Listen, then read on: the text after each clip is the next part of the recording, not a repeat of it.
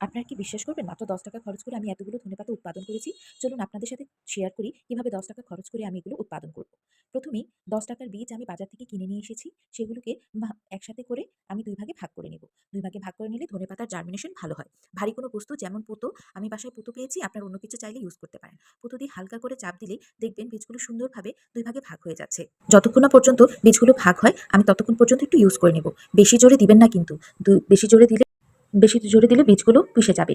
২ ভাগে ভাগ হওয়ার পর কিছুটা এমন দেখাবে। তারপর আমি ২৪ ঘন্টা ভিজিয়ে রাখলাম। ভিজিয়ে রাখার পর পানিটা এরকম লাল হয়ে যাবে, কেননা এটাতে কেমিক্যাল দেওয়া। কোনো চিন্তার কিছুই নেই। ২৪ ঘন্টা ভিজিয়ে রাখলে জার্মিনেশনটা ভালো হয়। তারপর আমি মাটি প্রস্তুত করে নিলাম। মাটিটা খানিকটা এরকম ঝুরঝুরে করে নেব।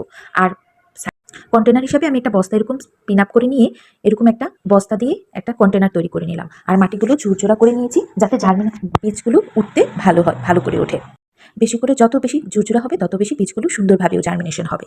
তারপর আমি এই বীজগুলোকে এই মাটিগুলোর উপরে একটু ছড়িয়ে ছিটিয়ে দিলাম যাতে করে সুন্দর করে বীজগুলো জার্মিনেশন হয়।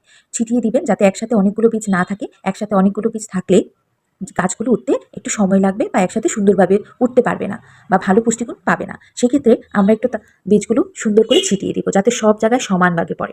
বীজগুলো ছিটানোর পর খানিকটা এমন দেখাবে। তারপর আমি কিছু মাটির সংকট, যেহেতু আমি কিছু চা পাতা দিয়ে এগুলোকে ঢেকে দিব।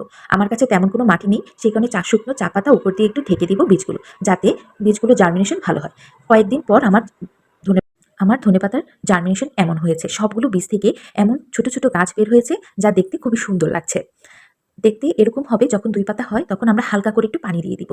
কিন্তু যাতে আমার মাটিটা ভিজা থাকার কারণে আমি পানি দিইনি। কিছুদিন পর আমার ধনেপাতা গাছগুলো এমনভাবে জার্মিনেট হয়েছে। দেখুন কত সুন্দর সবুজ হয়ে উঠেছে।